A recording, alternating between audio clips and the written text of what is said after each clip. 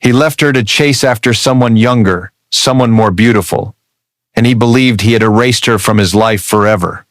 But in the midst of the lavish gala, surrounded by hundreds of glittering crystal chandeliers and the delicate chime of champagne glasses, he froze in place. Standing before him was his ex-wife Sophia, the woman he had once broken, now carrying his child, radiant to the point that the entire room couldn't help but turn and look. There were no more tears, no more pleading, only a single gaze, sharp and unyielding, that told him everything he needed to know. This story was far from over. That night, the Grand Herald Hotel looked as if someone had sprinkled glitter over every inch of its ornate moldings. From the soaring ceilings, baccarat crystal chandeliers poured down a light that made everything from champagne flutes to polite smiles glimmer more than reality itself. Men wore solid gold cufflinks. The women draped themselves not in mere names but in brands: Chanel, Oscar de la Renta, Carolina Herrera. It wasn't a party. It was an unspoken ritual of the upper crust where reputation was worn like a second layer of perfume. And then he appeared, as if directed to enter at the exact moment every eye in the room needed an anchor. Ryan Caldwell, the man of billion-dollar deals and divorces worth nearly as much.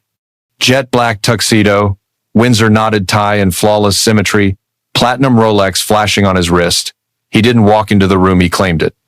Beside him was Elena, blonde waves cascading over a body-hugging red gown, as if she just stepped out of an Italian wine ad. She smiled with half her lips and half a calculation, as though checking the ROI on every gaze that landed on her. With statuesque height and sharply sculpted cheekbones, she was ambition made flesh, a living jewel in the world Ryan had built from perfect control. Everything seemed on script. A power couple, a prestigious night, a ballroom packed with people yet empty of feeling. But life doesn't follow the soundtrack you expect, and sometimes it plays a song you thought you'd forgotten. Sophia appeared without warning. She didn't enter with commotion. She didn't try to command attention. But like the first snow of winter, you don't hear it fall, you just find yourself looking up. An ivory gown, floor length, hand-embroidered in silver thread and speckled with crystals as small as dew, floated around her like a mist wrapping the mother who carried a tiny life inside. Nothing loud, only a silence weighted with meaning as she moved through the room. Her rounded belly shimmered beneath silk, like a secret carried with pride, no hiding, no apology. She was no longer Ryan Caldwell's ex-wife. She was a woman present for no one but herself. And the whole room knew it. So did Ryan. He hadn't seen her at first, maybe because he never expected her to come, or maybe because he thought he had filed her away in some locked drawer of memory, key discarded. But when his gaze swept the room, when the air around him suddenly thickened, he sensed the shift before he actually saw her. And then he saw her. In that instant, something in him slackened like a bowstring that had been pulled taut for too long. The suit felt heavier by several pounds. His heart skipped a beat. She looked straight ahead, unhurried. Her eyes didn't search, but her presence forced him to face her, and that was something Ryan was not good at, facing things. Beside him, Elena kept smiling, her hand moving just enough to show off the Cartier diamond bracelet on her wrist.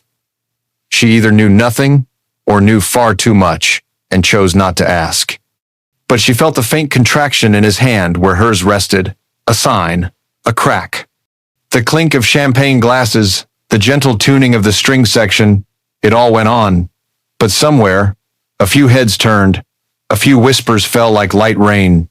Sophia, the woman once forgotten, once assumed to have retreated from the social stage, now stood there, quiet and magnificent, as if she had never left at all. Ryan swallowed not from dryness, but because the lump in his throat was made of memories and of the hollow look in her eyes, more startling than any glare or trace of regret. In his palm, Elena was motionless, but in the air something had shifted course. No one spoke, no one needed to, because the things left unsaid are often the ones that echo the longest. Ryan felt a cold current shoot down his spine. What happens when the past refuses to stay buried? Not everyone who walks into a room can alter its gravity, but Sophia could. She stood at the edge of the ballroom, where the shimmer of crystal chandeliers only just grazed her shoulders, enough for the gentle curves of her ivory gown to catch the light like morning mist. Others might see her stillness as quiet, but it was not shyness. It was a confident presence, fully aware she didn't need to stand in the center to be seen. A year ago, she had slipped out of this space through a side door, her heart shredded like a pillow torn apart. Tonight, she returned not to reclaim anything, but to remind herself she had never truly vanished. Everything she had lost, love, identity, even pieces of herself she hadn't tried to patch back together, she rebuilt, from the ground up. Like when she returned to yoga class and felt her lungs fill fully for the first time after months of numbness. Like when her hand first touched a paintbrush and she let watercolor bleed across the paper like the beautiful fractures of memory.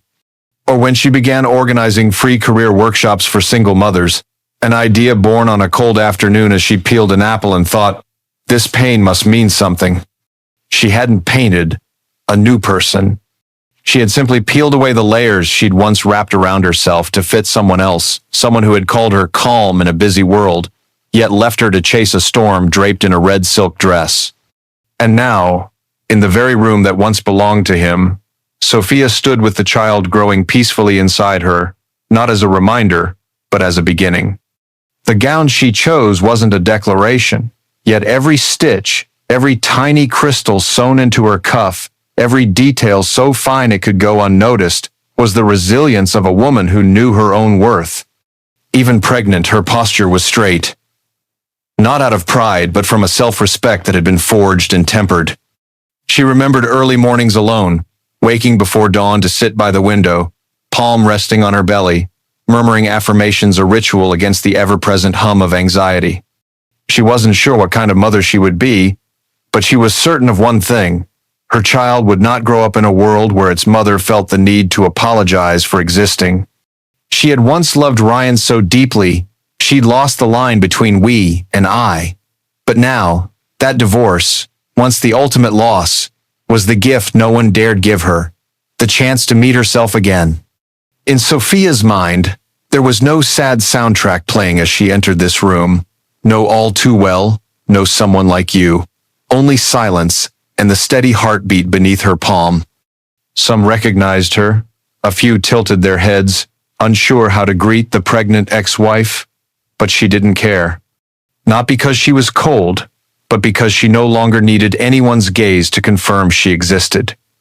For the first time in her life, Sophia felt free in the very space that had once made her feel small. She didn't seek Ryan. She didn't scan the crowd. She didn't avoid him, either. She let everything unfold the way the universe always does, quietly, logically, and without asking permission. And then his eyes found her, pulled, it seemed, by a gravity opposite of what he'd once wanted. There was no smile on her lips, no anger in her eyes, only a look, gentle, clear, almost peacefully unnerving.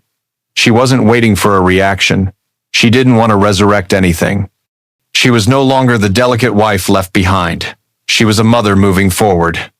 And in that moment, perhaps for the first time in his life, Ryan didn't know who he was looking at. Was she the wife he had once loved? Or a new woman born from the very wound he had left?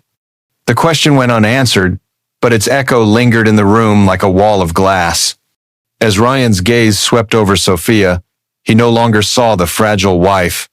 He saw someone fully capable of erasing the version of himself he once believed to be true. There are moments when an entire room pauses, and no one realizes they've been holding their breath. The movement doesn't vanish, but it slows like the air has thickened. Music still drifts from the string ensemble in the distance. Champagne glasses still glint beneath the chandelier light. Conversations still carry on. Yet everything feels as though it's inside a glass tank, where echoes are muffled and light grows quiet. Ryan turned his head. It wasn't the kind of turn meant to be noticed. It wasn't deliberate. It wasn't theatrical. It was simply a reflex.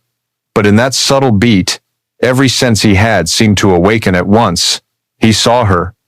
And for a moment that stretched longer than reality allowed, he forgot everything, the half-finished deals, the six-figure watch on his wrist, and even the woman standing beside him. Elena noticed. Her hand, once resting on his arm with practiced grace, tightened not from jealousy, but from instinct. She didn't know exactly what had just happened, but she felt it. Something old, familiar, and dangerous had entered his line of sight. Sophia didn't look right away. She wasn't in a hurry. Instead, she moved through clusters of people absorbed in their cocktails and Wall Street lace conversations. The ivory gown followed her with each step, not ostentatious, but enough to make people wonder, who is she? A pregnant woman is often met with soft, almost pitying eyes. But no one dared pity Sophia tonight. She radiated an energy that made people unconsciously straighten their posture when she was near. It wasn't forced power, it was a calm that stirred unease in others. And then, their eyes met. No words, no nod, no clear sign of recognition, but something passed through the air. Ryan wanted to say something, something light enough not to make a sound, but strong enough to reach her. Yet he had no idea where to begin. Words that once came easily now caught in his throat. Sophia wasn't searching for anything in his gaze. She expected no apology, needed no explanation. Only a faint smile so slight it almost didn't exist, lifted at the corner of her lips. Not forgiveness. Not mockery, but a message. I have walked through the storm, and now I stand steady. For Ryan, that was harder to swallow than any accusation. He had once known Sophia as gentle, delicate, sometimes so patient it felt as though she had no boundaries of her own. She had been the one waiting for him after late meetings, the one quietly cleaning up the emotional messes he left unnamed, the one who loved him more than she loved herself. And now she stood there with life growing inside her, with a serene gaze, and with an energy that made the entire room lean subtly in her direction. Ryan realized something he didn't want to admit. Sophia was no longer an ex-wife. She had become a symbol to him not of love lost, but of something he would never have again. Elena, though silent, kept her eyes sharp. She knew she had just been compared not to another woman but to a version of the man beside her she had never seen before. Unsettled, wordless, and worst of all, moved. Amid distant laughter, the clink of ice against glass, and the noisy toasts, there was a hollow space between Ryan and Sophia, a space no light could fill. Only silence, and memories that had never been spoken aloud. A waiter passed by, the tray of wine shifting gently in his hand, and the distance broke. Sophia turned away first, not hurried, not regretful. Like someone closing a chapter she had no intention of rereading, even if someone else was still flipping the pages. Ryan stood there, eyes still tracing her path through the crowd, but he knew. He had just lost something he once believed was always his. No explosion, no tears. But everyone understood a quake had just struck, without bringing down a single wall. Between that gaze and that distance, a story untold had begun to rise, and the entire ballroom seemed to be holding its breath, waiting for the first line. Not every powerful declaration needs to be spoken aloud. Some are delivered through a single glance, a single step, or a single dance. Sophia hadn't planned on stepping onto the dance floor tonight. She had once believed that if she spun under those curious, half-mocking stares, she would feel as fragile as glass. But she discovered that the most fragile thing was not exposure, it was silence. The kind of silence that had bound her for years, as the wife of a man who no longer truly saw her. Lucas appeared like a quiet ripple across a lake stretched tight. He hadn't changed much, his hair still tousled as if a studio breeze had just passed through, his shirt creased in that deliberate, only an artist thinks this is fashion way. But his eyes were different, clear, respectful, and free of even the faintest trace of pity. He stepped forward, hand extended, no verbal invitation, but Sophia understood. It wasn't a romantic waltz, nor a bid for attention. It was a small nod to the journey she had made. A simple act, yet it shifted the balance of the entire room. Sophia placed her hand in his. For a heartbeat, she felt the hesitation in herself, like stepping out of the last layer of armor. But then her body began to move, fluid to the music, and everything else fell away.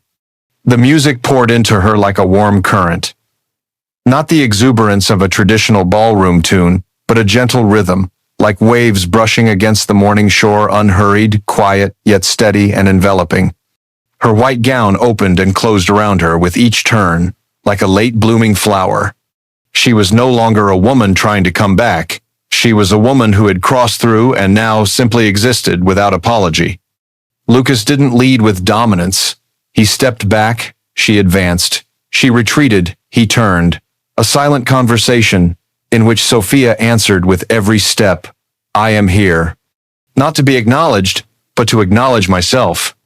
From across the room, a few eyes began to turn toward them.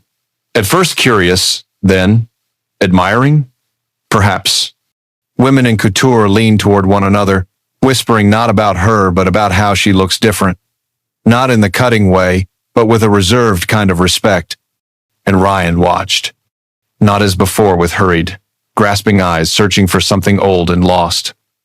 This time, he watched as though he were outside his own story, a supporting character in a scene he no longer directed.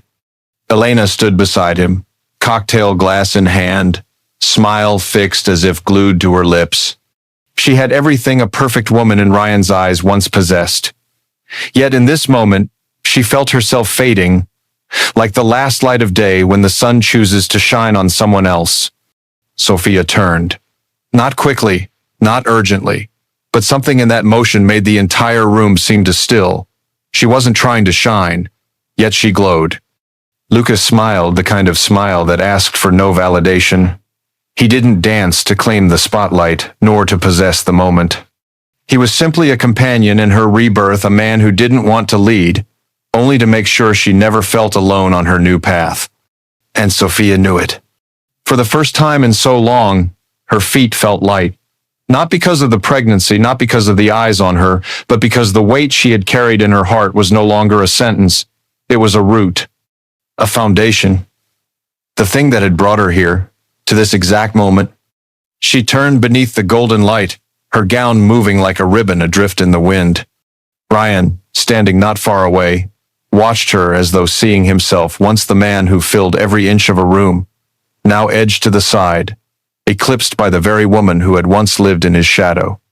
And perhaps, in that moment, he understood. True power does not lie in the spotlight, in applause, or in the youthful arm draped beside you. It lies in the absolute stillness of someone who has been hurt, yet has never once fallen. As she turned beneath the golden lights, Ryan saw himself not the man he thought he was, but a man diminished by the radiance of the very person who had once been his victim. Dear audience, grab a glass of water, take a moment to relax, and keep listening to the story. The twists are still to come. And please drop a comment below letting me know where you're watching from and what time it is for you. It's always a joy to see who's joining us from around the world. Drop a 1 in the comments if you find this story gripping, so we can keep bringing you more captivating tales. At every high society gathering, there's a strange moment when everything appears perfectly in place, champagne glasses still full, music still flowing, laughter still on cue, yet you feel yourself standing just half a beat out of sync with the rest of the room. For Elena, that moment came faster than she expected. She was not easily shaken. Raised in a Greek family under the creed, if you can't control where people look, learn to control your own smile. Elena had mastered the art of composure as a weapon. But tonight, that mask cracked. She felt it the instant Sophia spun beneath the lights, her ivory gown flaring softly like a gentle dare.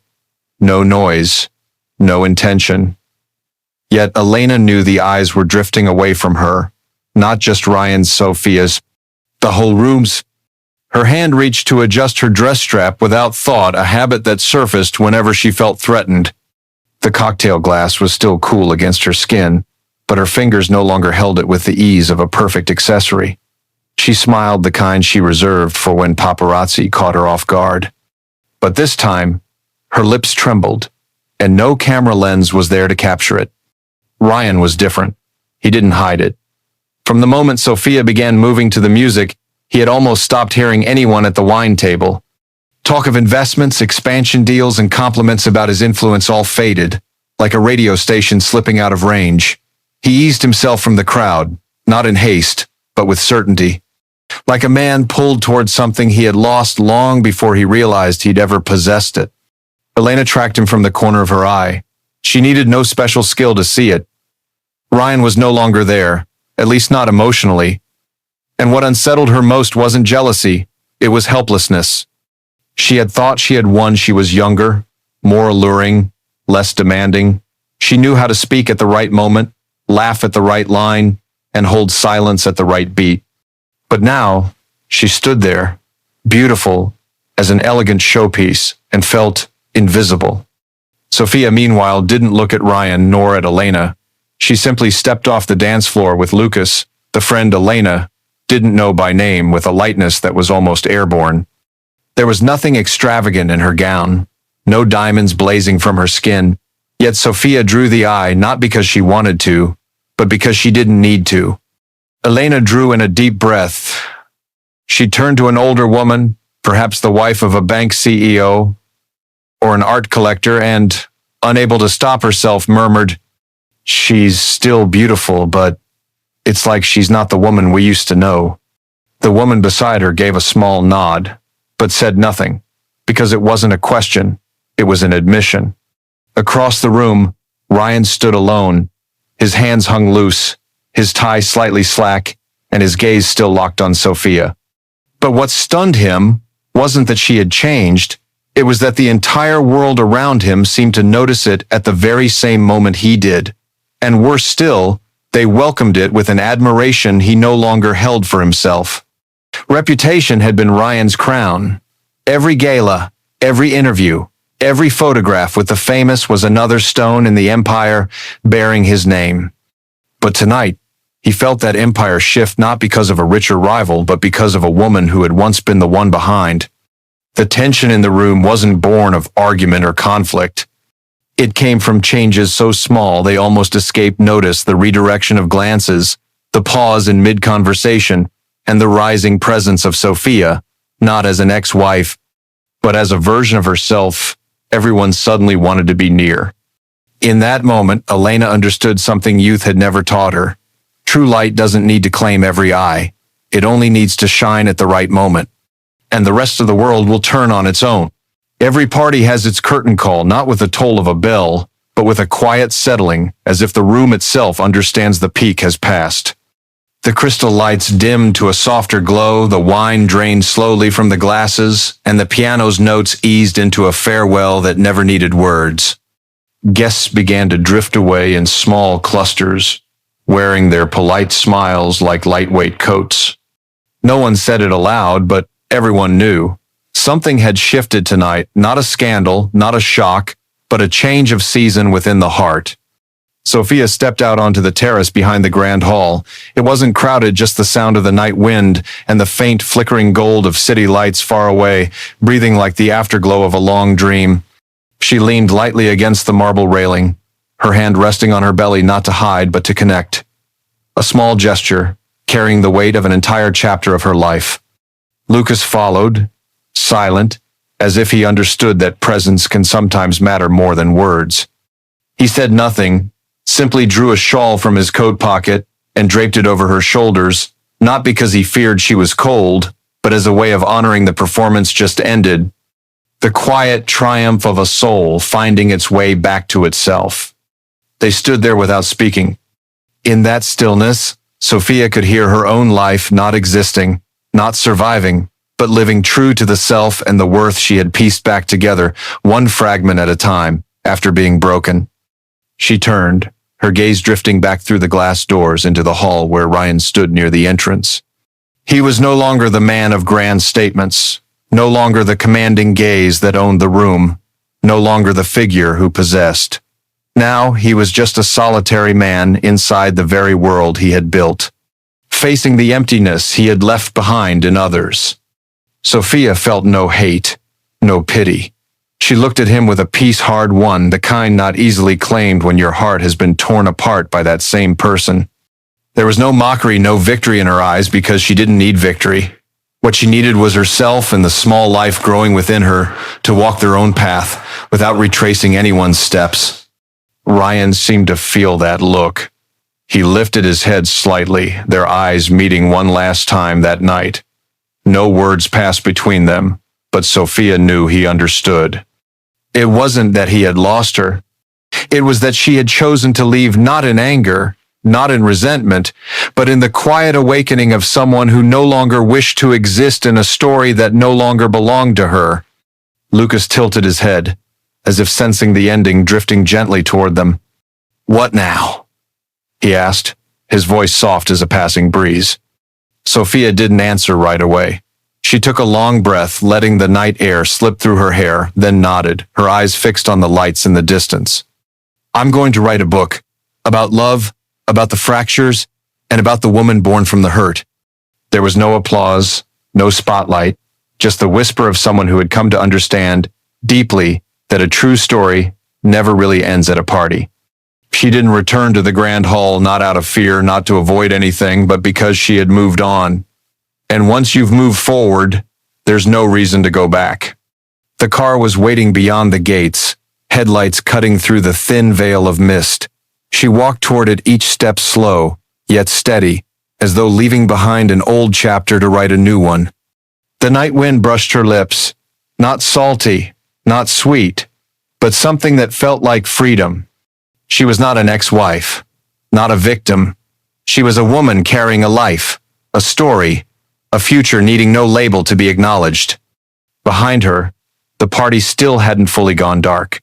But for Sophia, the real light was no longer in that room. It was burning ahead, where her story would be told, not in tears, but in freedom, compassion, and a new kind of faith. And you, my dear audience, brace yourselves for the next twist in this jaw-dropping story. So, before you get too cozy, take a moment to like the video and subscribe, but only if you're truly loving what I'm doing here. And drop a comment below letting me know where you're watching from and what time it is for you. It's always a thrill to see who's joining us from all corners of the globe. 3 months into her pregnancy, Isabella Reed had grown accustomed to her husband Adrian Cross, treating her like nothing more than a display piece at lavish parties. But tonight, at the multi-million-dollar tech launch, the line was crossed. He slapped her right there in front of his mistress and the entire press corps. As the sting still burned on her cheek, a single, crystal-clear decision rang through her mind. If he was going to destroy her life, then she would burn to the ground the dark AI empire he had built through deceit. This was no longer just a story about a slap. It was a war to reclaim her voice. The brilliant glow of hundreds of LED lights flooded the grand hall of the Yerba Buena Center for the Arts. Outside, limousines lined up bumper to bumper, and groups of guests in tuxedos and evening gowns streamed in, as if this were the Oscars rather than a technology launch. In the corner of the room, a massive screen projected the Neural Edge logo alongside the words, "Shaping Tomorrow's Mind," a slogan grand enough to make any investor smile with satisfaction. Adrian Cross was at the center of it all. His perfectly tailored suit hugged his shoulders, the textbook CEO smile fixed in place. He shook hands, laughed, nodded, moving, as if everyone in the room were an old friend. And perhaps, considering the money they had poured into Neural Edge, they had earned that kind of friendliness from him. A few meters away, Isabella Reed stood near the champagne bar, her hand resting lightly on her stomach, a subconscious gesture she made whenever she needed to remind herself she was pregnant. Over the past 3 months, she had perfected the art of smiling through evenings like this, wearing silk gowns worth more than a month's rent, adorned with jewelry chosen to be not too dazzling, yet not too modest. Just enough to remind people she was Mrs. Adrian Cross, but never enough to overshadow the tech star standing in the spotlight. From her vantage point, Isabella spotted Ava Sinclair. The young woman wore a form-fitting black dress, standing closer to Adrian than etiquette required. Ava's fingers brushed lightly against his arm as she laughed, her eyes lighting up in the way women's eyes often do when they want to leave an impression. Isabella had heard the whispers, former colleagues sending her warning texts, a PR staffer letting something slip, but tonight no one needed to say a word. That unhidden intimacy confirmed everything. The presentation began. Adrian stepped onto the stage to a booming cinematic score, speaking about the future of artificial intelligence, about how Neural Edge would unlock the limitless potential of the human mind. The audience nodded. Scribbled notes, a few even live-streamed on the spot. Isabella wasn't catching every word. In her ears was the chaotic murmur of her own mind, The dinners he'd missed, the urgent business trips, the phone calls that ended the second she walked into the room. Tonight, all the pieces snapped together too perfectly. She moved up a few steps along the side aisle toward the stage, her steps so light no one noticed. As Adrian paused for applause, she drew close enough to murmur just for him to hear. "How long have you and her been together?" In that moment, it felt like the sound had been sucked out of the room. The CEO's smile vanished, his eyes darkened, sending a cold, slicing current through the air. Then, before anyone could process what was happening, Adrian's hand whipped upward. The crack rang through the hall, not the sound of any groundbreaking tech, but the dry, brutal contact of skin on skin. A ripple of shock swept the audience. Phones that had been live streaming his speech now swung instantly toward them, recording every frame. A guest in the front row gasped. Somewhere in the back, someone let out a disbelieving whistle. Isabella didn't shed a tear. She simply placed her hand against her cheek, still hot from the sting, and stood tall. Without a word, she turned and walked away. Each step matched the pounding of her heart, not from physical pain, but from what she knew was about to come next. Behind her, Adrian carried on with his speech, his voice strained as if he had simply cleared his throat a bit too forcefully. Some guests pretended nothing had happened. No one wanted to tarnish the golden night of the tech industry, but the smartphone cameras didn't pretend. They captured everything, sending it to the internet faster than any internal neural edge network could ever dream. She walked down the hallway, the green neon glow of the Neural Edge logo casting light across her face. To the people at the exit, she was still the woman in the elegant sapphire blue gown. But inside, the masks had already begun to crack.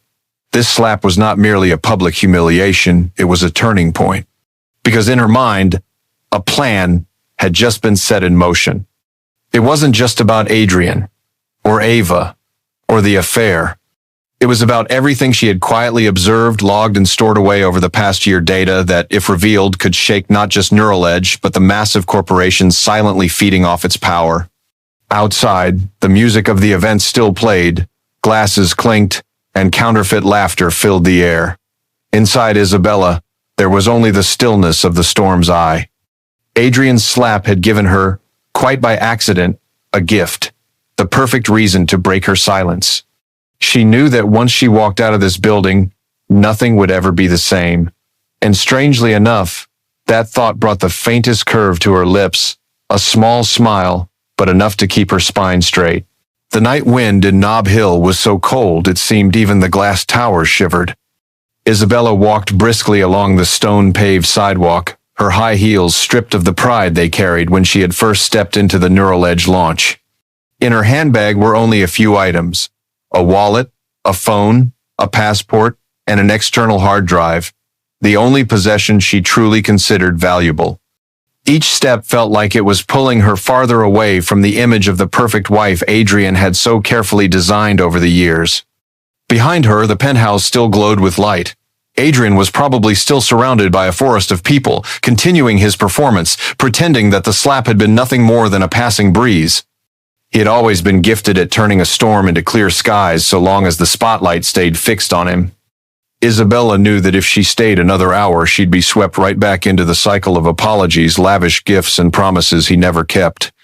Mia Alvarez's apartment sat in a red brick building in the Mission District, where the elevator had a habit of stalling on the third floor and the doorbell screamed like a fire alarm.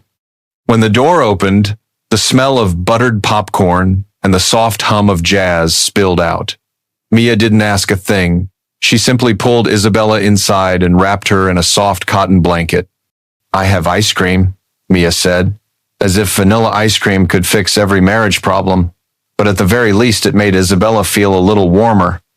That night she slept on a sofa that sagged slightly in the middle, a welcome change from the wide empty bed in Nob Hill, where the silence between two people had always been far more terrifying than any argument. The next morning, San Francisco woke under a gray sky and the scent of freshly roasted coffee. When Isabella opened her eyes, she saw Mia in the kitchen, toasting bread while talking on the phone. "They're on their way," Mia said, setting a glass of orange juice beside her. "Your parents will be here in a few hours." The flight from Seattle landed before noon.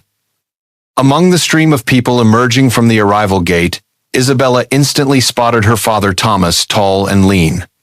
His silver hair stood out in the crowd, and his blue eyes were still as sharp as the days he wrote lines of code.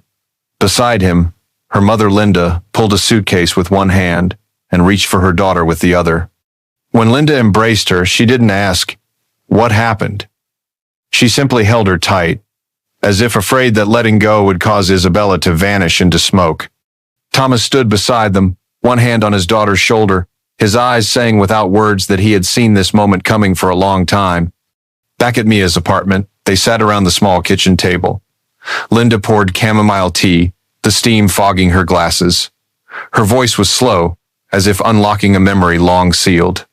"I once lived in a beautiful apartment, with a view of the bay, with a husband who thought I was software to be controlled." She gave a small laugh, not because it was funny, but because the memory no longer had the power to wound her. He never yelled. He just muted me, little by little. Thomas remained silent, his gaze shifting from his wife to his daughter, as if to say, "Your mother walked through fire, so you'd know this road isn't the only one." Linda spoke of the morning she packed her things, left that apartment, and went to stay with an old friend. No plan, only the resolve that life would never be the same again. "You're stronger than you think," Linda said, placing her warm hand over Isabella's. "And sometimes, the bravest thing you can do is start over." The words lingered in the air. Isabella looked down at her teacup, the steam blurring her mother's face. But the heat she felt wasn't from the tea, it was from a will quietly sparking to life.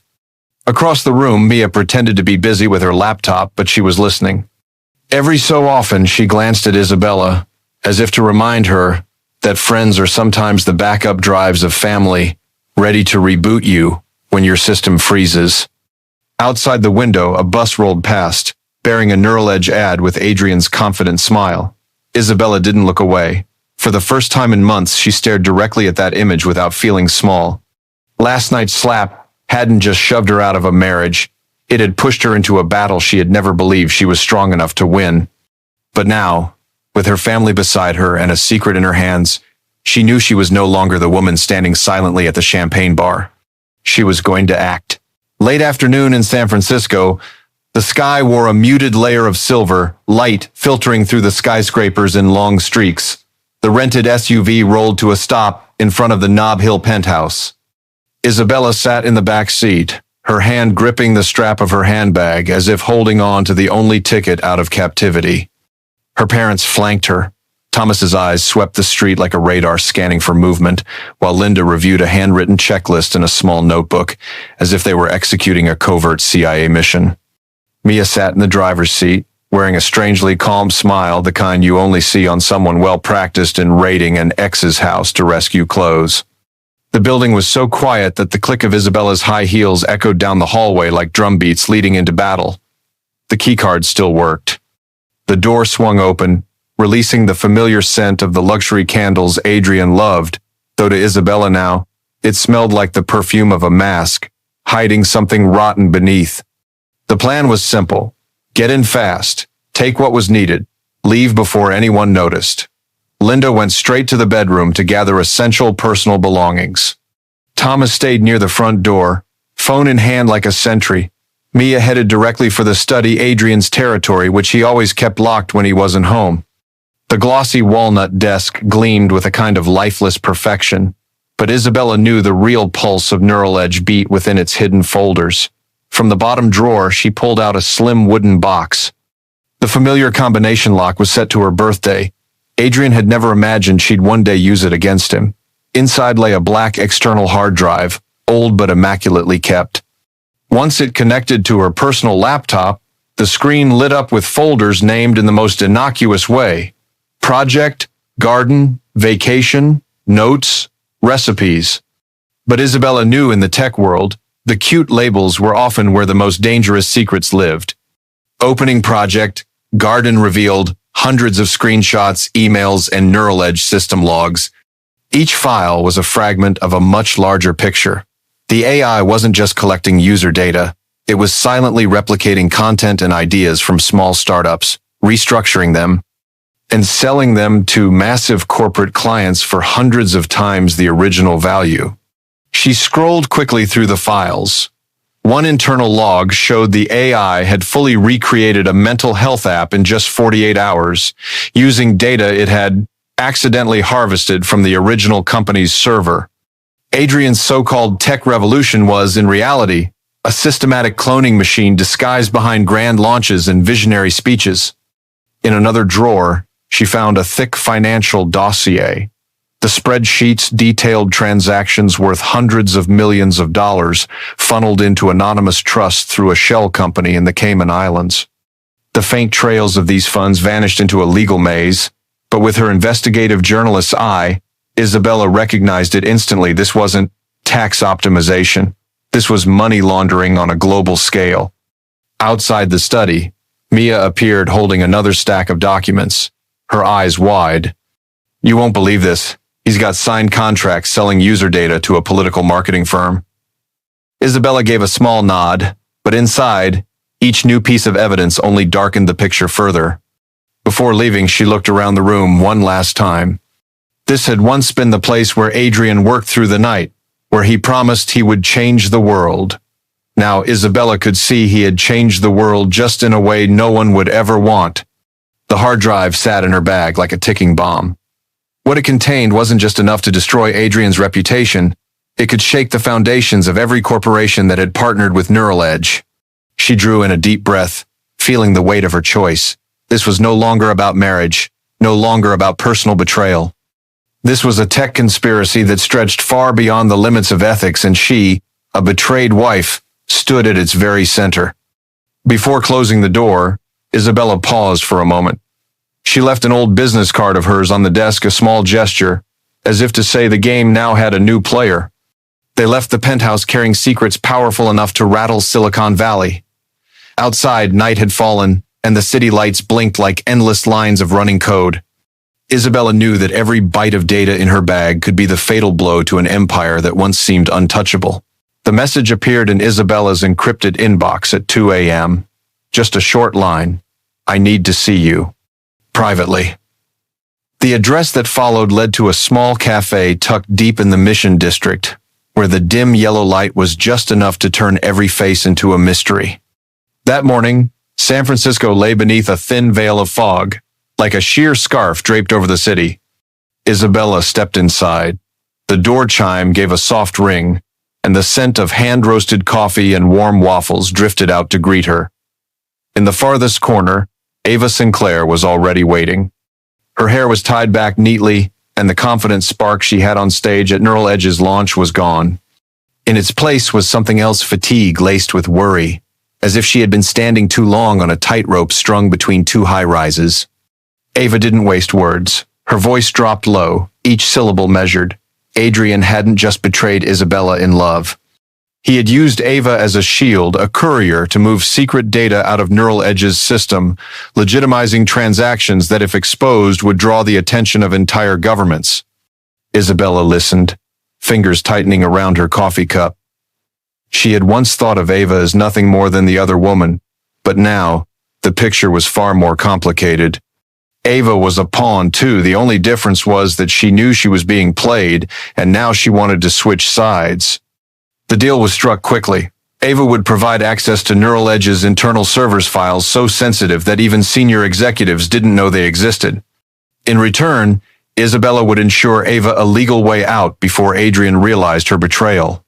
Mia acted as the bridge, reaching out to Jordan Hale, a renowned tech attorney famous for taking down data giants by exploiting the very legal systems they believed would protect them.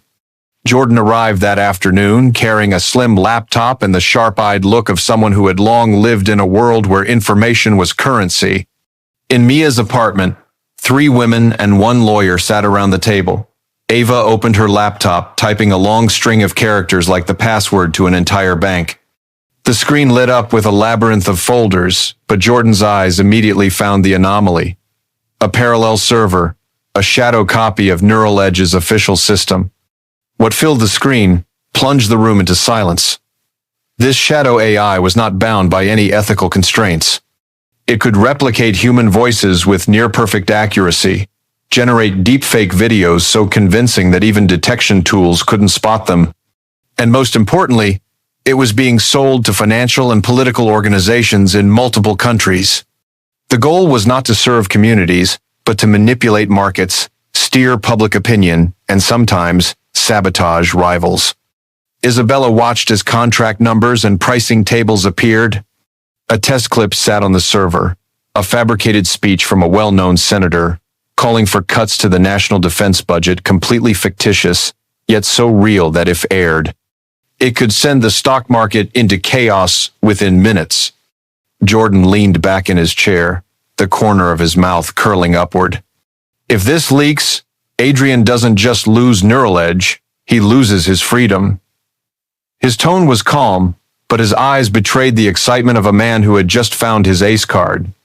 A flicker of humor passed through the tension when Mia murmured, "Well, if Adrian likes playing tech god, I'm sure he'll love seeing himself on the front page, under the crime section." The remark drew a quiet laugh from Ava, a rare sound in the heavy air. But the moment of levity was short-lived. Ava knew that from this instant the clock had started ticking. Neural Edge was a digital fortress, and Adrian would notice the breach the moment someone slipped through a door he thought was locked. Isabella looked at Ava, then at Jordan. A fragile thread of trust had just formed between three people who had no real reason to believe in one another. But they all understood. To take Adrian down, they had to keep this plan absolutely secret, at least until the final piece of the puzzle was in place. Outside, San Francisco hummed on, electric cars gliding past like endless lines of code. But in the small apartment in the Mission District, an unlikely alliance had been forged not from friendship or loyalty, but from a single, shared goal: to pull Adrian Cross off the tech throne he had built on a foundation of deceit. Isabella knew the next step would no longer be about gathering evidence. Now it was time to calculate the strike. The rumors began like scattered raindrops, but within days, they had swelled into a full-blown storm across the tech news world. From anonymous blogs to major New York publications, the headlines multiplied. Neural Edge, accused of data breaches and intellectual theft. Shadow AI, a new threat to global markets. Adrian responded in true veteran Silicon Valley CEO fashion by staging a grand press conference. The venue was a gleaming convention center in Palo Alto, the backdrop emblazoned with the Neural Edge logo and the slogan, "Transparency, Innovation, Trust." Hundreds of reporters crowded in, microphones and camera lenses trained on the stage, waiting for the official explanation. When he stepped out, Adrian wore a charcoal suit and a navy tie-the-safe PR color. He smiled with calculated warmth, launching into his speech as if it were a keynote at a startup conference, accepting responsibility for misunderstandings, insisting Neural Edge had always operated transparently, and pledging to protect user interests. He even slipped in a few sentimental lines about family and wanting to reconcile with his wife. Some reporters nodded, others frowned.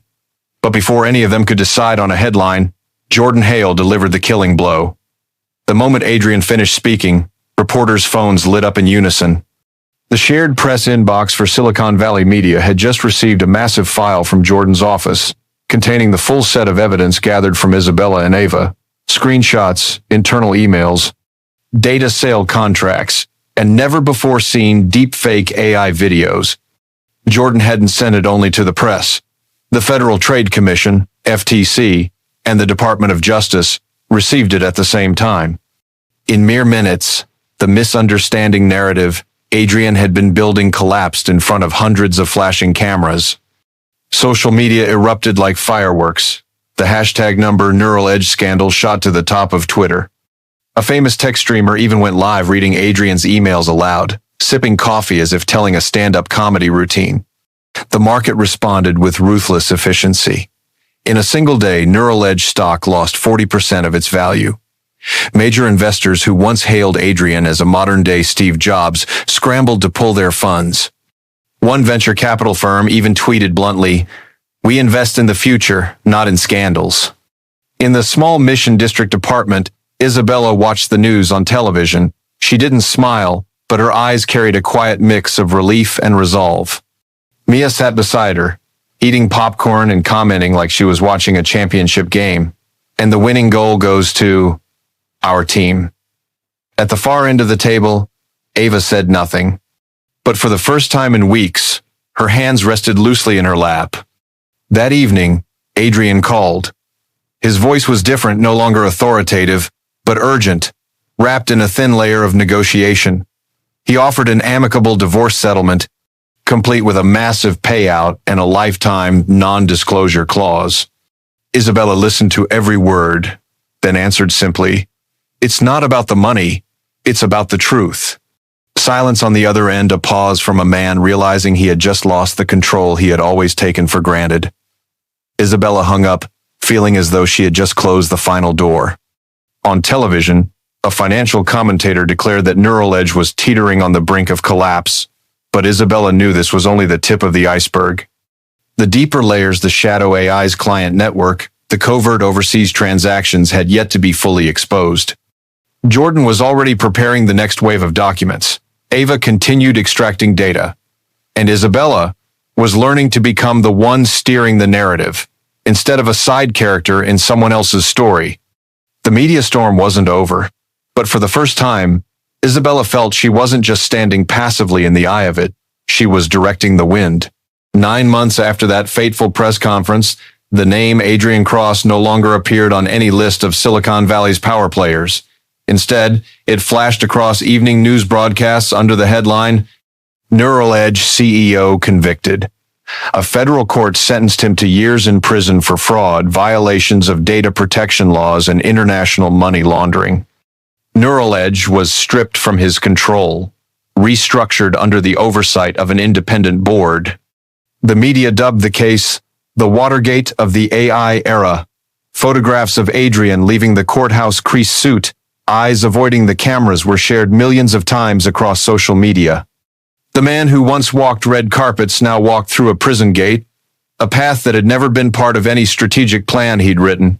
As for Isabella, she had left San Francisco behind.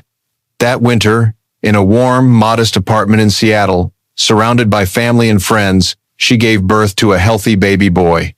She named him Phoenix, a reminder that from ashes, one can still rise again. In those first nights, when Phoenix cried for milk, Isabella often thought about everything that had happened. Sometimes, she caught herself laughing quietly, not out of relief, but from the realization that she had survived a war that once seemed impossible to even imagine fighting. She turned down countless interview requests from media outlets eager to exploit her personal story. Instead, Isabella accepted an offer to serve as an advisor for a nonprofit dedicated to protecting data privacy and helping women in tech escape toxic work environments. If I've been there, she thought, then I can help someone else find their way out. A year later, she launched Silent Code, a secure platform for engineers and developers to report corporate misconduct without fear of retaliation. Within 12 months, Silent Code had empowered dozens of tech employees to come forward with secrets they had once believed would remain buried forever. The International Cybersecurity Conference in Geneva marked another milestone. Isabella took the stage in a crisp white blazer, hair pulled back, eyes steady. The hall was packed from veteran security experts to wide-eyed technology students. She spoke about her journey, but didn't recount the slap or the betrayal. Instead, she spoke about silence, the currency of powerful corporations, the tool they use to maintain control, and about how an ordinary person can break it. Her voice was low but unwavering. Sometimes, strength doesn't lie in what you shout aloud, but in how patiently you collect every line of data until the truth can no longer be hidden. When she stepped back from the podium, the entire hall rose to its feet. Applause thundered like a wave surging from the front rows to the ceiling. In one of those front seats, Phoenix sat cradled in his grandfather's arms, his wide brown eyes fixed on his mother. The stage lights reflected in them like a small flame just lit. Isabella smiled. She knew Phoenix would grow up in a different world, a world where secrets could no longer remain hidden simply because those who held them were too powerful. And then, as she stepped off the stage, she remembered that night at Yerba Buena, the camera flashes, the slap, the murmur of the crowd. Back then, everyone thought her story would end there. But she had rewritten the entire script, not as a tragedy of downfall, but as an anthem about transforming pain into the power to change the world. "Get out!" The scream echoes as Sophia, 8 months pregnant, is shoved from a gleaming Bentley onto Miami's rain-soaked streets. Her $2,000 dress clings to her trembling body, her world shattered by her millionaire husband, Ethan, who calls her a disgrace. Alone, heartbroken, she clutches her belly, fearing for her unborn child. But the silent driver, watching through the rearview mirror, hides a secret that could destroy Ethan. Who is this mysterious man, and how will he change Sophia's fate? Stick around, this story of betrayal and redemption will leave you speechless. The rain lashed against the Bentley Continental's tinted windows, a relentless Miami downpour that turned Ocean Drive into a shimmering blur of neon and despair. Inside, the silence between Sofia Alvarez and her tech mogul husband, Ethan Caldwell, was colder than the storm outside. The car's interior, a cathedral of hand-stitched leather and polished walnut, felt like a gilded cage, trapping Sophia in its opulent embrace. Her 8-month pregnant frame shifted uncomfortably, the $2,000 silk dress clinging to her skin, a cruel reminder of the life she'd traded her freedom for. They had just left a glittering charity gala at the Fontainebleau, where Miami's elites sipped champagne under chandeliers. But the night had soured when a drunken investor, a sleazy real estate tycoon with a leer that made Sophia's skin crawl, cornered her with crude remarks about her unborn child. Before she could react, Henry Langston, a silver-haired titan of industry, had stepped in, his calm authority sending the creeps scurrying. Ethan, however, saw only humiliation. His Brioni suit, tailored to perfection, seemed to tighten with his rage. He gripped his phone, knuckles white, his jaw clenched so hard it might have cracked a diamond. Sophia, her hand protectively cradling her belly, felt her baby kick a tiny rebellion against the tension suffocating the car. She'd seen this Ethan before, the one who morphed from charming tech prodigy to a man obsessed with control.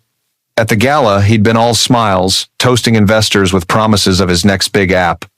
But now, alone with her, his mask was off. The air was thick with his unspoken accusation. She'd made him look weak. Her attempt to defend herself, whispering that Henry Langston was only being kind, fell flat, like a pebble tossed into the Atlantic. Ethan's eyes, sharp as the Miami skyline, didn't even flicker her way. He was a king dethroned in his own mind, and Sophia was the scapegoat. The Bentley purred through the storm, its headlights slicing through the rain like a predator's gaze. Sophia's mind replayed the gala, the clinking glasses, the whispers of power deals, the way Ethan's charm had once swept her off her feet. She'd been a budding curator at a small Coconut Grove gallery, her days filled with dusty canvases and dreams of showcasing new artists. Ethan, a Forbes 30 under 30 darling, had promised her the world, a penthouse, designer dresses, a life of influence, but that world came with chains. Her simple upbringing, her love for quiet coffee shops and indie art, was a stain on his perfect image. Her pregnancy, meant to be a shared joy, had become another variable for him to manage, from her diet to her wardrobe, all curated to project power. The car slowed, veering onto a dimly lit side street far from their South Beach penthouse. Sophia's heart sank. This wasn't home. The rain pounded harder, as if the sky itself was furious. Ethan's silence broke, not with words, but with a single, deliberate motion. He leaned across her, his cologne sharp and suffocating, and pressed the door release. The lock clicked, and a gust of wet, salty air rushed in. Sophia froze, her breath catching as she realized what was coming. Ethan's face, carved from marble and malice, turned to her at last. His expression held no warmth, only a cold, calculated disgust.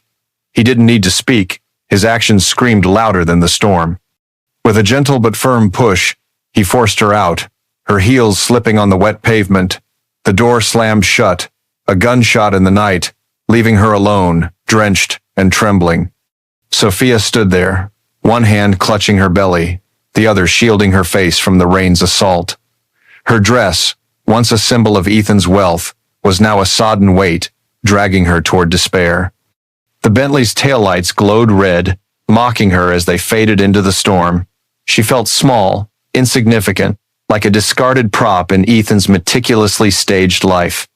The city's pulse-honking horns, distant salsa music seemed to mock her too, a reminder of the vibrant Miami she'd once loved but now felt so far away.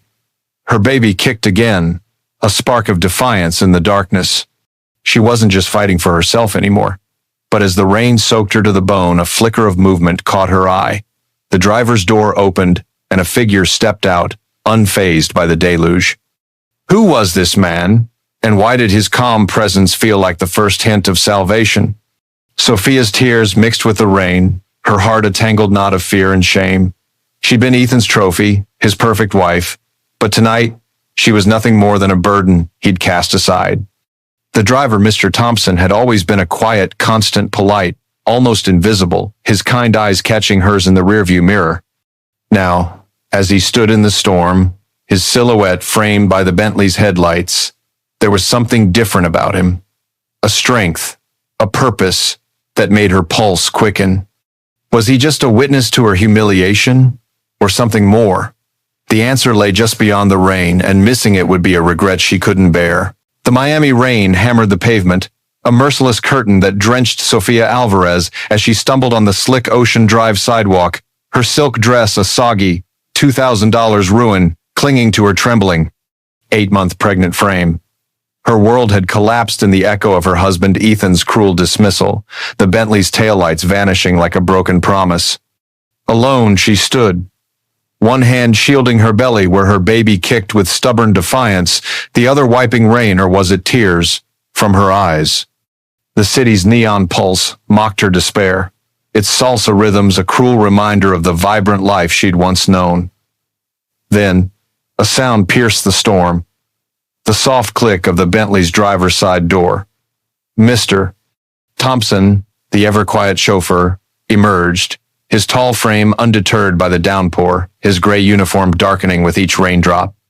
Without a word, he shrugged off his wool coat, draping it over Sophia's shoulders like a shield against the cold. The warmth of the fabric was a fleeting comfort, a whisper of hope in the chaos. Sophia's breath hitched as Mr. Thompson gestured toward the Bentley, not to the back seat where she'd spent countless rides as Ethan's curated trophy, but to the front passenger seat, a gesture so unexpected it felt like a rebellion against her husband's world. She hesitated, her soaked heels wobbling, but his steady hand guided her, a silent promise of safety. Inside, the car's heated leather enveloped her, a stark contrast to the icy rejection outside. Mr. Thompson slid into the driver's seat, his movements calm, almost ceremonial, as he cranked the heat to full blast. The air warmed her shivering bones, and for a moment, the storm seemed to retreat. Then he turned to her, his kind eyes, those same eyes she'd glimpsed in the rearview mirror countless times, now burning with a quiet fury, not at her but at the injustice she'd endured. His face, weathered yet resolute, held a depth she'd never noticed in his months as their driver.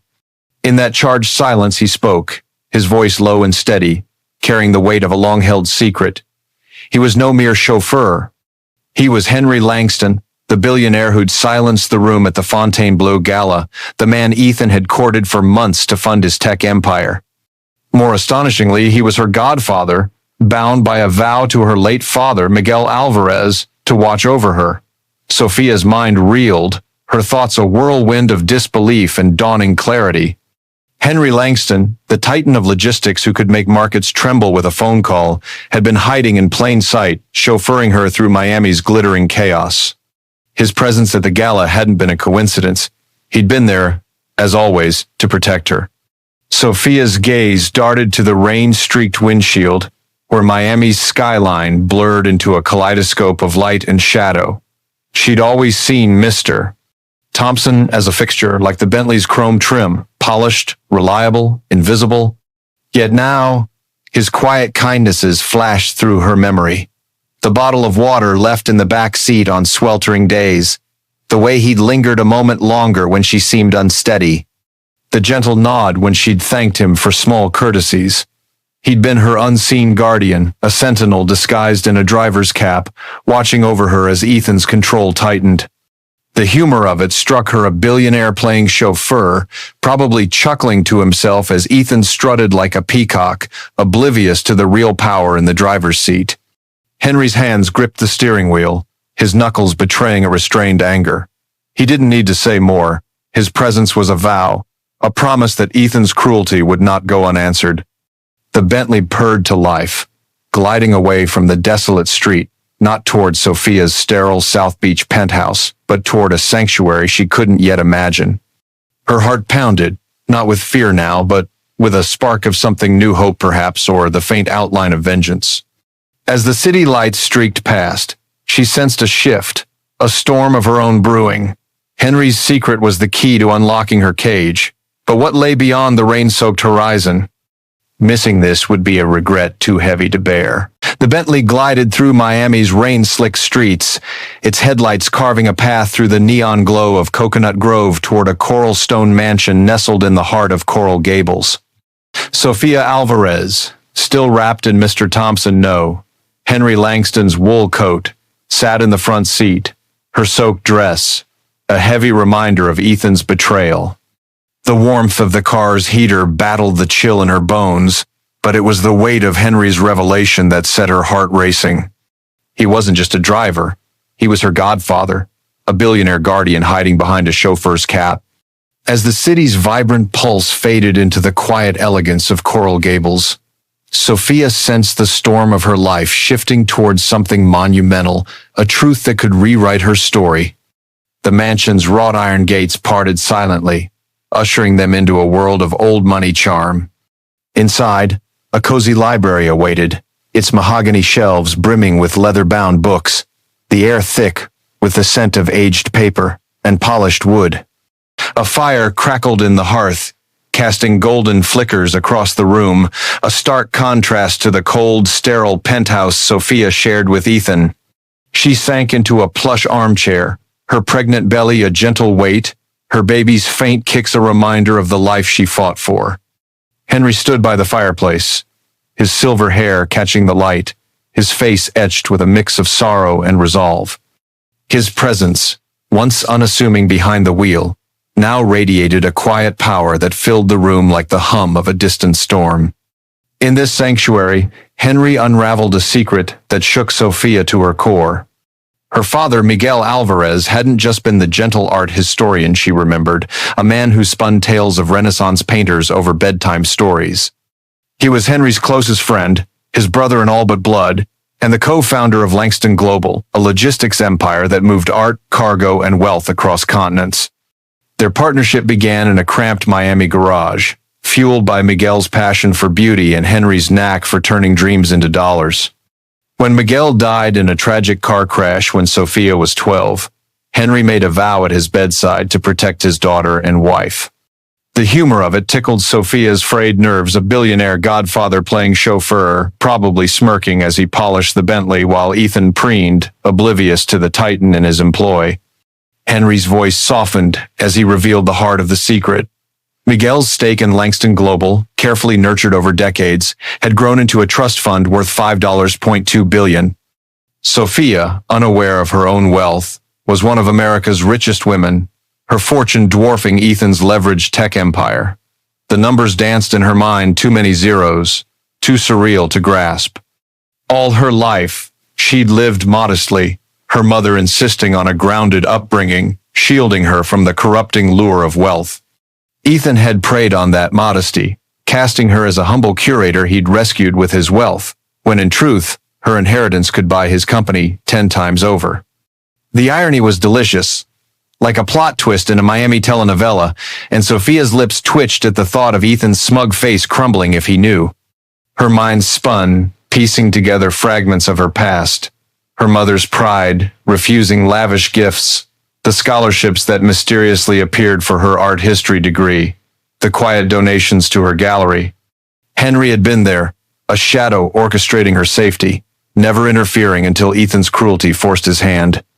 His eyes, kind yet fierce, met hers, and she saw not just a protector, but a man carrying the weight of a promise kept through decades. The storm outside raged on, But within these walls, Sophia felt a spark ignite a realization that she wasn't Ethan's victim, but the heir to a legacy of strength and vision.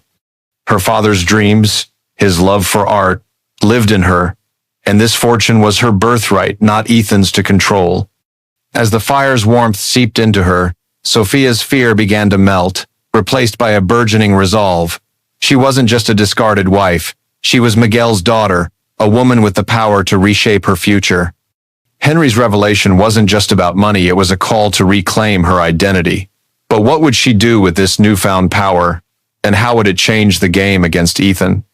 Walking away now would mean missing a transformation too epic to ignore.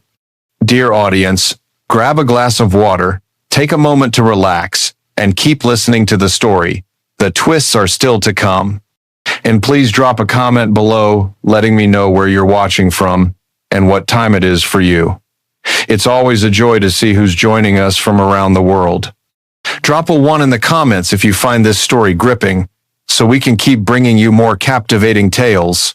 In the heart of Henry Langston's Coral Gables mansion, Sofia Alvarez stood at the edge of a transformation, the firelight from the library's hearth casting her shadow as a warrior ready to rise. The revelation of her $5.2 billion inheritance still buzzed in her veins, a pulse of power that drowned out the echo of Ethan's cruelty. Gone was the trembling woman abandoned in Miami's rain. In her place was a spark of fury, fueled by the legacy of her father, Miguel Alvarez. The opulent room, with its velvet drapes and shelves of art tomes, felt like a war room now, where Sophia's fear was forging into resolve. Her baby's gentle kicks, a rhythm of defiance, urged her forward, whispering that she was no longer Ethan's pawn but a queen reclaiming her board. The mansion's quiet elegance stood in stark contrast to the sterile South Beach penthouse where Ethan had caged her dreams. Sophia's mind flickered to the nights she'd spent there, her love for art relegated to choosing wall decor to match his ego. Now, in this sanctuary, she saw a path to freedom. Henry, her billionaire godfather, leaned against the fireplace, his silver hair glinting like a crown of wisdom. His calm presence was a lighthouse in her storm, guiding her toward action. With his support, Sophia reached out to Olivia Harper, Miami's sharpest divorce attorney, whose reputation for dismantling powerful men was whispered about in boardrooms and beach clubs alike. Olivia's office, a sleek glass fortress in Brickell, became Sophia's first battlefield. The attorney's piercing gaze and tailored suit exuded a confidence that felt contagious, a promise that Ethan's empire could crumble. Sophia's heart burned with a single unshakable desire, not for Ethan's wealth, but for liberation from his shadow. She envisioned a future where her unborn son, nestled safely within her, would know a mother who stood tall, not one, bowed by control. The idea of Ethan's smug face, so certain of his dominance, twisting in defeat, brought a fleeting, almost guilty smile to her lips. Imagine him, the tech golden boy, outmaneuvered by the wife he'd discarded like last season's gadget. Her resolve hardened. She wanted him erased from her life, stripped of any claim to her child. Olivia, with a nod as sharp as a guillotine, understood. She promised a legal strategy that would cut through Ethan's arrogance like a Miami hurricane through a palm tree.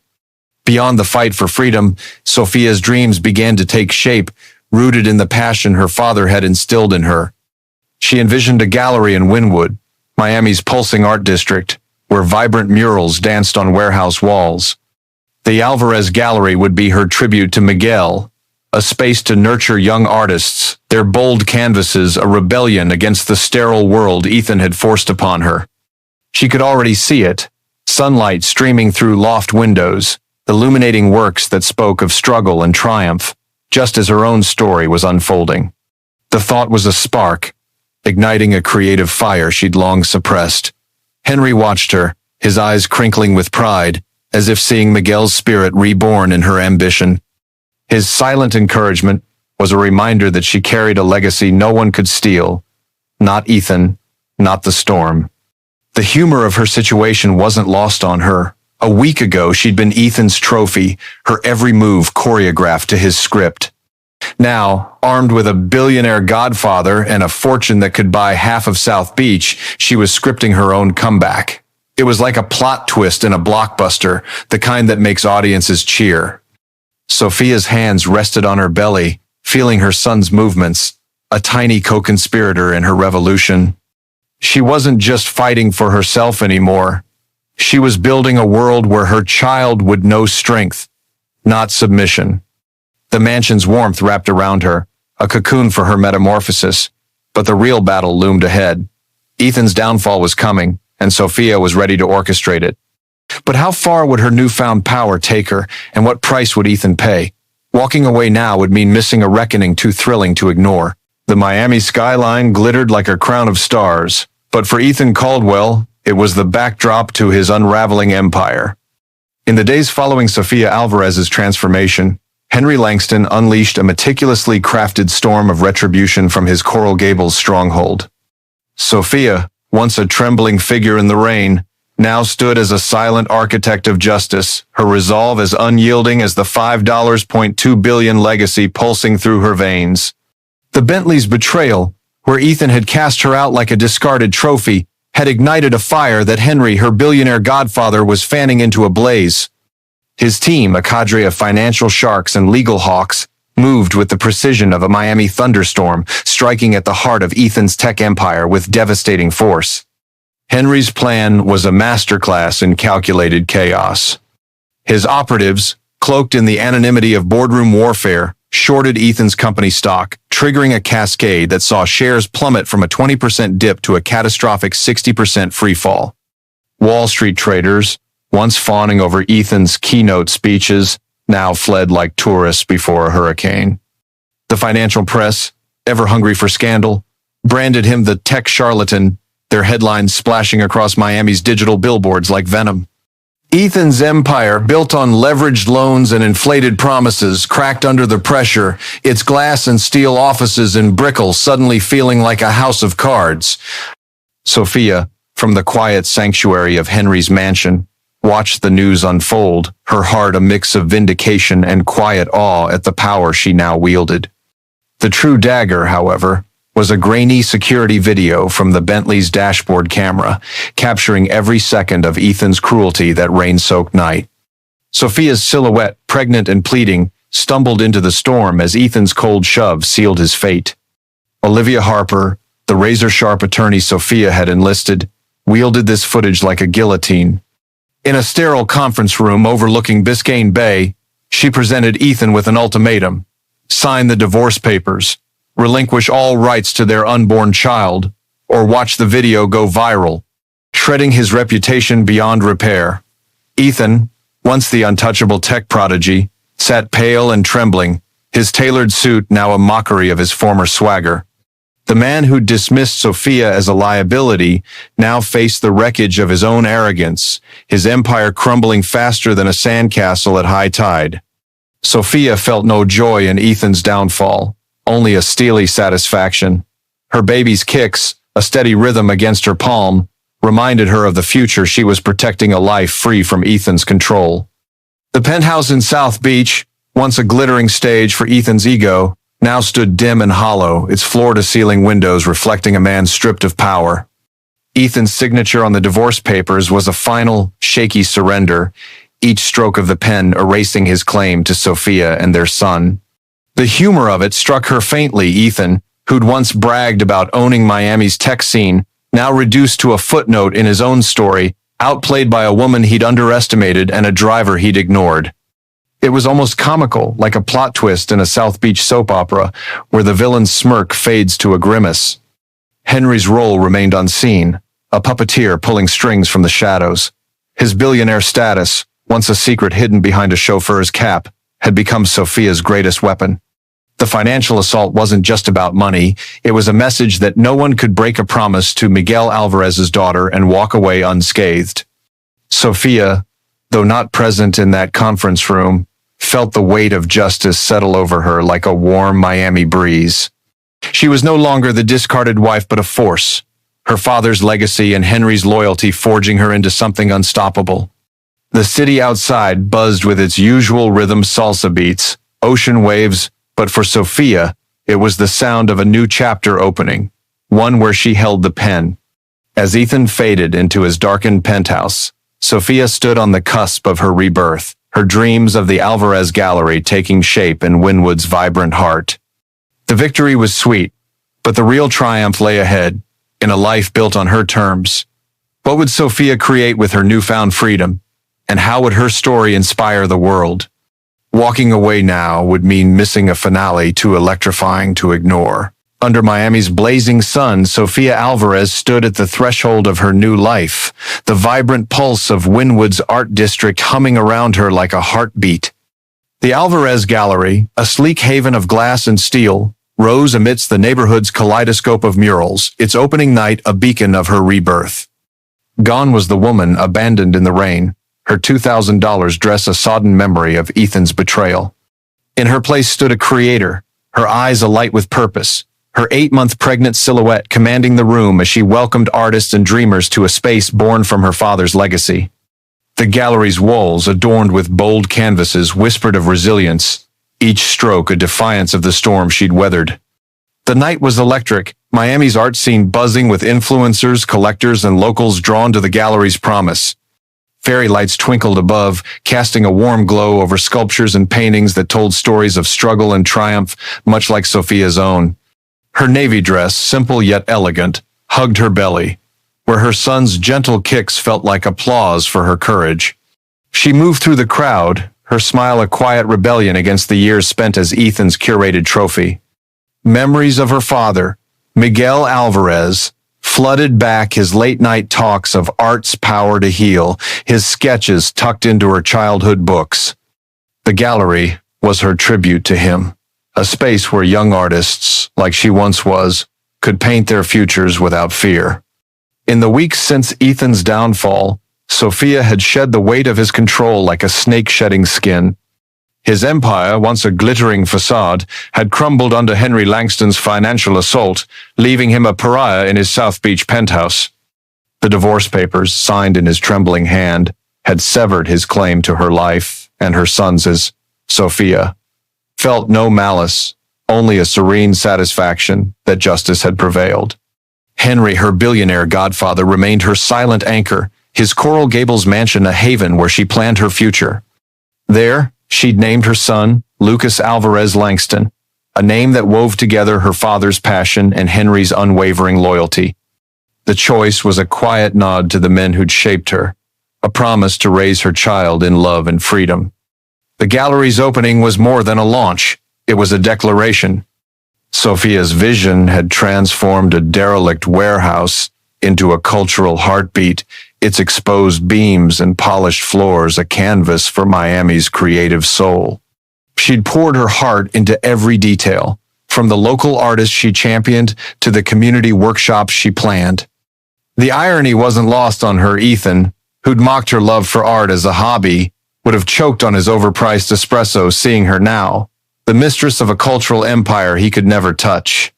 It was a delicious twist, like a Miami sunset turning the sky to fire, and she allowed herself a private chuckle at the thought.